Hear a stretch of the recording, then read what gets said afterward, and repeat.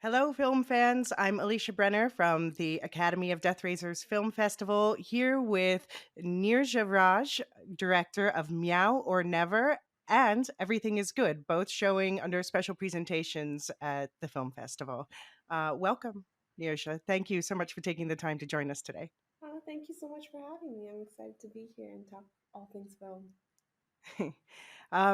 So I personally selected Meow or Never as my special presentation because it's for anyone who doesn't know, it's about a catstronaut. I'm coining that term, who is looking for the meaning of life and who, I'm going to keep it to only the vaguest of spoilers here, may have found it at the moment she stops looking.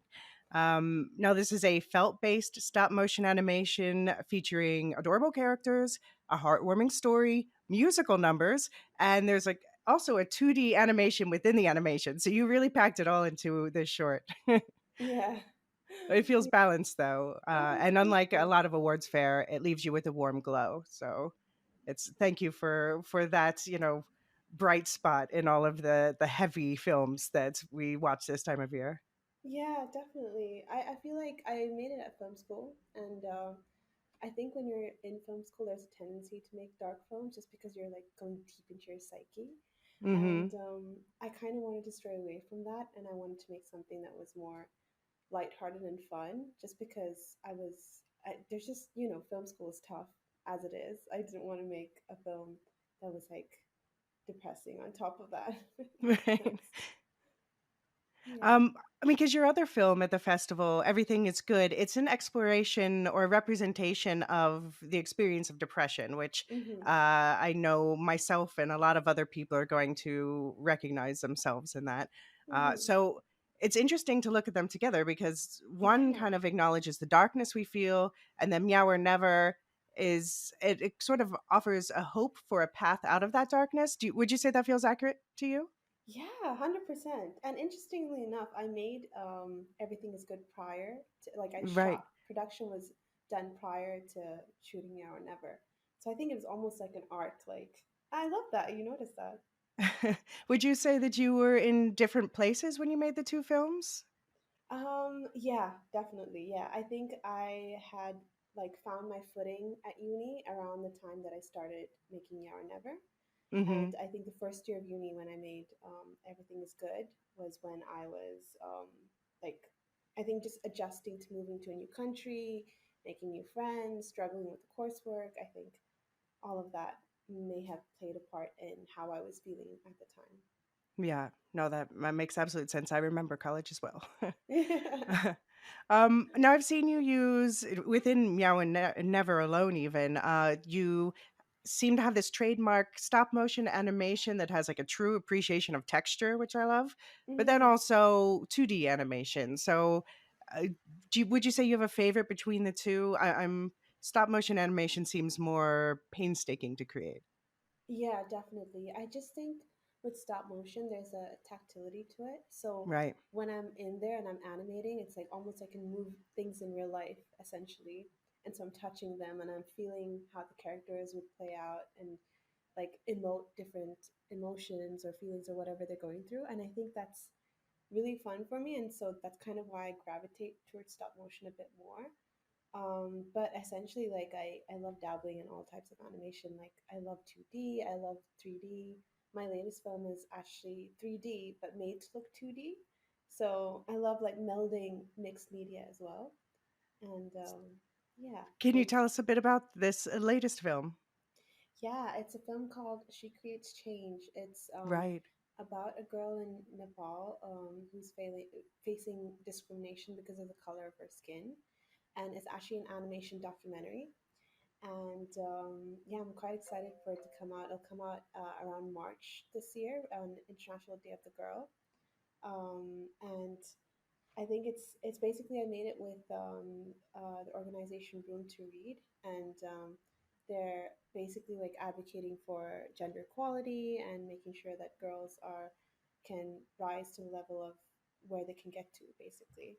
And this is one of Right. the films in the series of films. They have six films coming out.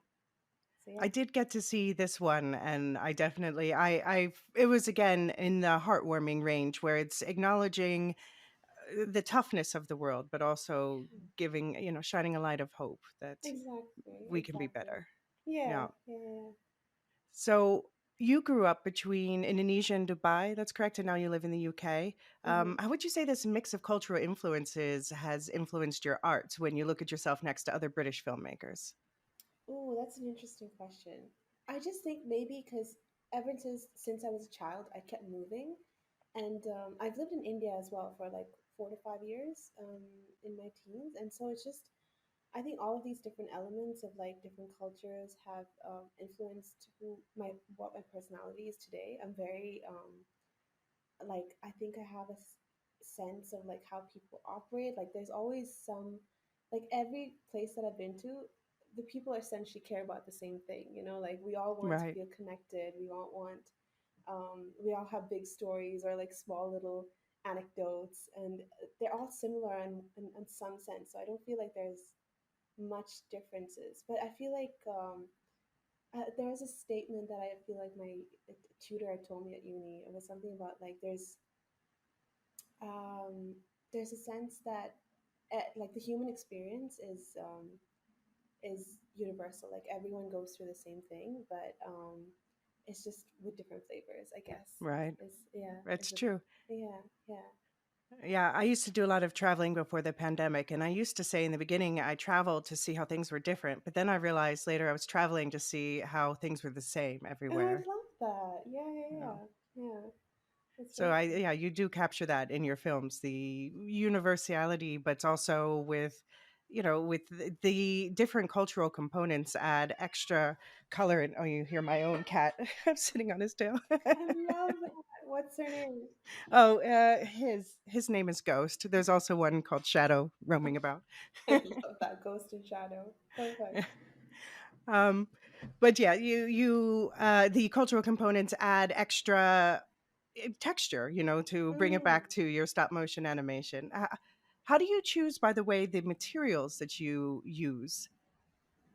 Uh, how do I choose the materials Hmm. for stop motion?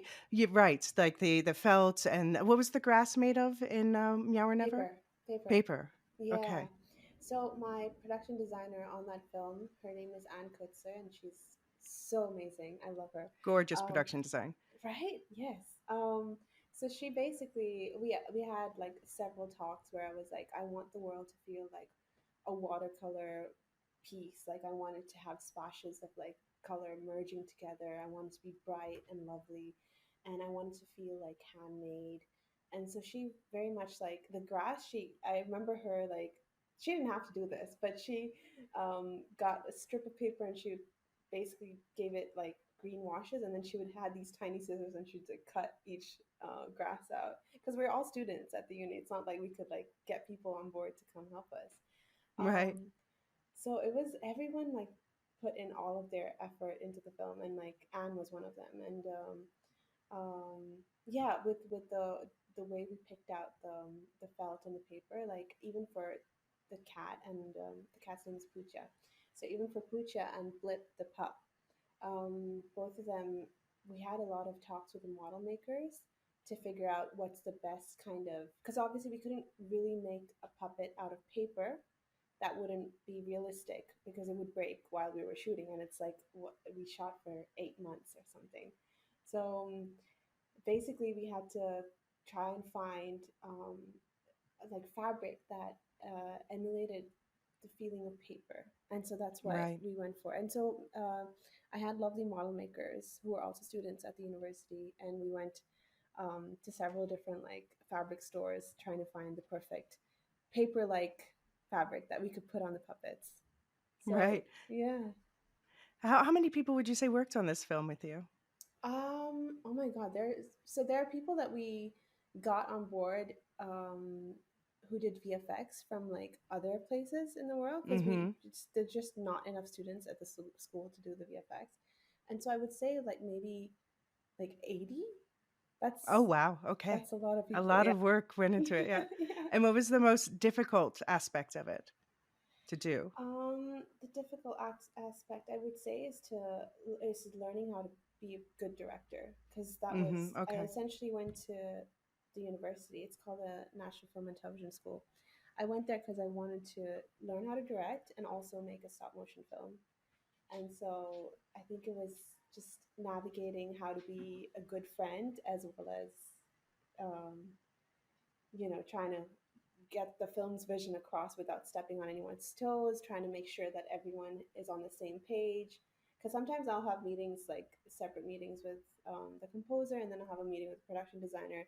And so I have to make sure that even though they don't necessarily communicate with each other, they're still Right. the same path leading to their Right. That end. their art is communicating with each other. Exactly, exactly. Yeah. Yeah, yeah, yeah. And I saw you also have a background in writing. Would you Hmm. consider yourself a writer or an animator first, or do you just see these as like two sides of the same coin? Oh, that's interesting. I feel like definitely I'm a writer. I think a writer first. I think because well, I like to say I'm a storyteller just because like I Okay, love, yeah. yeah, I love telling stories in whatever art form there is. Like I like write lyrics as well. Like from Yara Never, I Okay, helped write yeah. the music, and so yeah, and yeah, I would definitely say right now my focus is directing and writing. And so animation itself, like animating myself, has taken a little bit of a back step. Um, but yeah, currently I'm working on. Do you know Shaun the Sheep? Yes, well, I saw you're working as a screenwriter at Aardman. He's Yeah, best known yeah. for the Wallace and Gromit films, although I have to shout out my personal favorite is the Star Wars Vision Season 2 Oh episode, I Am yeah, Your Mother. yeah, yeah, yeah. It's amazing. Oh my god. So you're working on Shaun the Sheep, a film, a Yeah. short film, No, feature no, length? no, no. Season 7 as a writer. Oh, sorry. Yes, yes. So they're releasing season 7. I mean, they just finished season 6 for Netflix last year, so now we're working on season 7. Um, Okay. yeah. So I'm working as a writer, so that's very exciting for me because I've always been such a big fan of Aardman and Shaun the Sheep and Waltz and Gromit and grew up on those films, and so it feels like it's come full circle that Right. yeah, I mean, I guess it's a very different experience working at a I mean, it's not that it's a big studio, but it's a major player studio yeah, definitely. versus working independently on your personal passion project. Yeah, yeah, definitely, definitely. Um, what do you wish that you had known when you were starting out with Meow or Never or the work that you've done before that? Oh, how to navigate the industry. That would Right. be something that I wish somebody had taught me. So what Um, have you learned? just, I mean, Tell I us. guess the business of filmmaking is something that is Mhm. not taught at any Right. university, or maybe I'm just like, I just haven't come across it because I've had conversations with other filmmakers and their unique experience has been very much like how to create the film and how to perfect your craft. But they don't teach you that like marketing the film is like Mhm. 80% of that film as well. Like it's like you're not done when you finish making the film. You need to go out there and you need to like make sure people see it because people don't see it, then really what's the point? Right. Um yeah, so I feel like I don't know, I feel like I wish I was taught more about like contracts, option agreements, Mhm. how to negotiate with lawyers, how to get a Right. manager or an agent, all these things that I kind of had to figure it out on my own, and I didn't really have, yeah, someone to To guide do me. it. Yeah. Negotiating with lawyers, is this is about copyrights? Yes. Yeah. Yes. Yeah. Exactly. Okay. Yeah. So I guess that's one thing, when you work for a studio like Aardman, you have less personal freedom. You're working as part of a team, but then again, you have all these other things taken care of for you. Yeah, yeah, that's true, definitely. And I think also working with like such an established character is really freeing in a way because you know the rules of the world and you don't necessarily have to build them as you go along because it's already all laid out for you and you can just play with the characters. And I think Right. that's what I also really enjoy about working at Working Ardman. in the studio. Yeah, Yeah. yeah, yeah. And as far as what you've learned about marketing, now obviously one of your strategies is submitting your films to festivals like this. So thank you for Yeah, that. yeah, thank you Um, for choosing my film. yes. Well, I mean, yeah, for me it was really it was like a bright spot. I have to admit, of course, I was part of the selection committee, so I was watching a lot Mm. of films back to back to back to back, and this one was like, oh. I love that. I immediately Oh, had to go and tell my friends, like, oh, I love that. Oh, did you oh. see Ghost or Shadow in my main character? Um, I think I think Shadow a little bit, yeah, because well, first of all, Shadow's my black cat, but Mm, also Shadow has she's more like the independent personality, but then has like a soft heart underneath all that. Ghost is like the mm. one who's very empathetic, very, um cautious, Yeah, anxious. yeah, And yeah. Shadow's like, I am out there facing the world, but then at the end of the day, she just, yeah, wants to cuddle up with Ghost tonight. Oh, that's Yeah. so cute. Um, so you told us that you're working on Shaun the Sheep now, and you have it's called Dishka is your section about in the She Creates She creates Change change. film. Yes, yes. Um, any other past, present, or future projects you'd like to share with us? Mm, well, I worked on this film called The Girl Who Built a Rocket that was Right, in the for during the Water Aid. pandemic. Yeah, for Water Aid, and that was like really beautiful because I really learned the impact that a film could make on a community. Like despite the pandemic, so basically there were in 2021 there were like three Mars missions going out into space. And the goal of Water Aid was to create a film that would shift the spotlight onto the equally important task of making sure everyone on Earth has access to Right. water. And like 1 in 3 people globally still don't have access to clean drinking water. And so this film was basically about a young girl called Farah in Madagascar who's searching for water for her family and decides to build a spaceship to go out to Mars and get water. And I made that film, and then it went out there. And despite the pandemic, when people were like looking inwards more so than ever, they were still donating to the point where like it actually had they had like an 18% uptake in the engagement benchmark, and it led to like more people in Madagascar and Africa getting access to clean sources of water, which was amazing to hear that my work had that kind of impact. Yeah. Yeah. Is that, I mean, I guess that's kind of the biggest dream for anyone who's creating. I'm a writer myself. Mm, Is that you just want to know that your work reached someone and meant something to someone. And, exactly. you know, Yeah. Yeah. so I mean, your work on Meow or Never and also on Everything is Good meant a lot to me personally. And I know that they're going to mean a lot to other attendees at this film festival. So thank you so much for sharing both of those. And yeah, for anyone who wants to check out those films for themselves, you'll see in the show notes links to the festival at aodr.net/festival.